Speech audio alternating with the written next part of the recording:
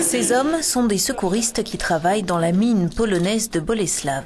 Avant de descendre dans les profondeurs de la mine, ils endossent la tenue réglementaire, vêtements de protection, masques à oxygène, lumière, tout le matériel nécessaire pour pouvoir emprunter l'ascenseur qui les conduira 450 mètres sous le niveau du sol.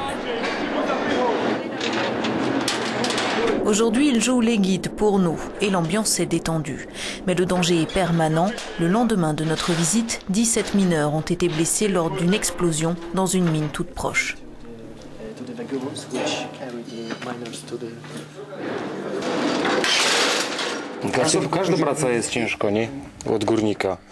Chaque étape du travail est difficile, mais le plus difficile, c'est quand on prépare la galerie, il faut voir cela. Et puis il y a l'extraction du charbon, c'est le travail le plus difficile. Il y a peu d'oxygène, il fait chaud, c'est très bas, les conditions sont extrêmes. Ce n'est pas simple.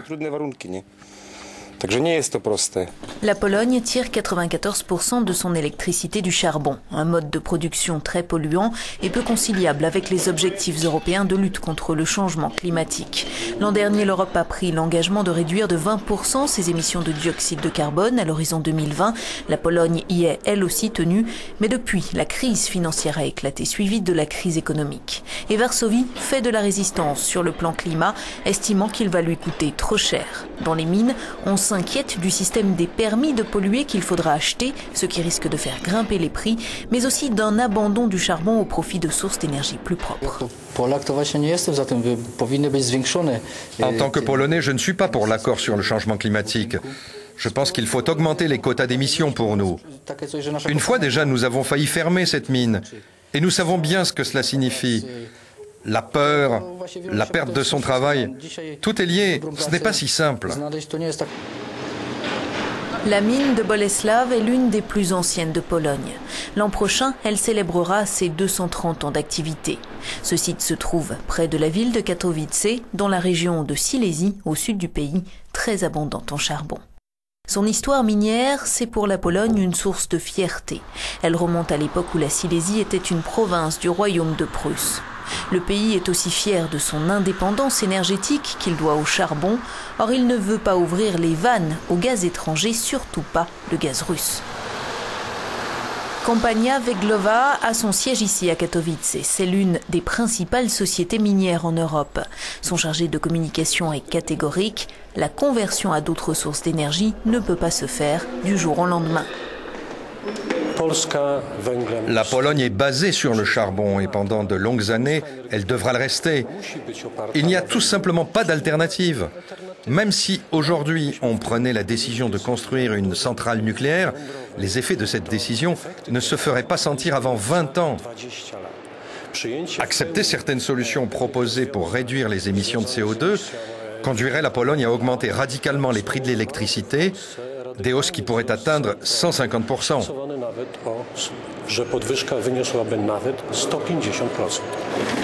Il y a 2 semaines, la société a annoncé des projets pour augmenter sa production de charbon, car la demande augmente à travers l'Europe.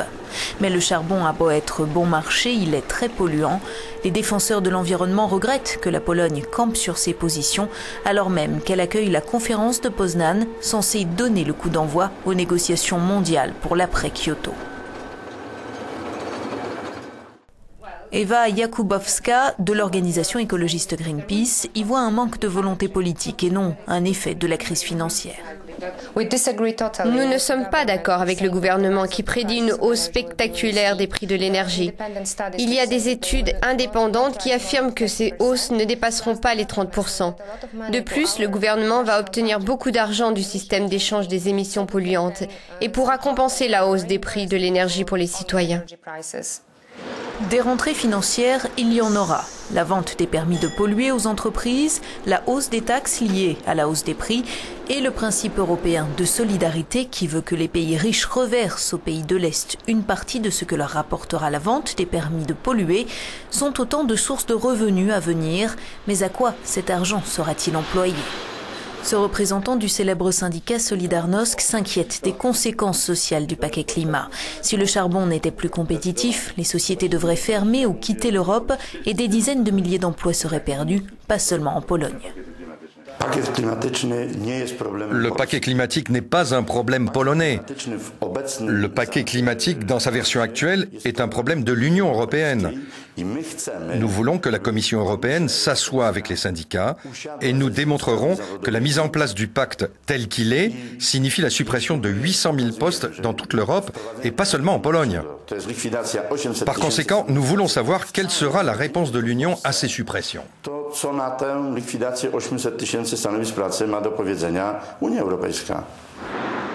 Depuis la chute du rideau de fer il y a près de 20 ans, Varsovie s'est transformée en suivant le cours de l'histoire. Genowifa Grabowska est eurodéputée. Elle est issue de la région charbonnière qui était à l'époque l'une des plus polluées d'Europe. Pour la Pologne, accepter la version du paquet climatique proposée par le Parlement européen est une décision très difficile.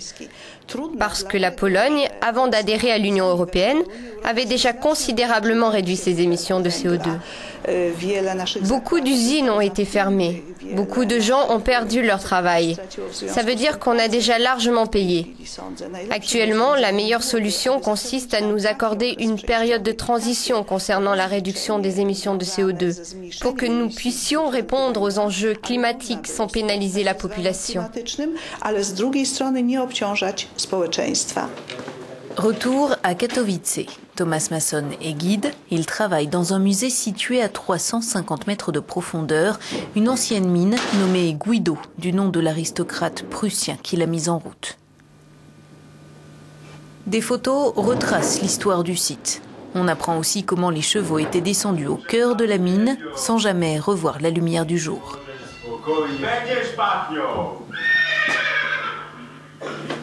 Autant de témoignages de l'importance historique que l'on attache à cette industrie dans la région.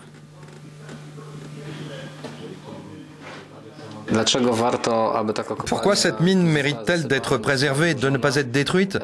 C'est une question importante.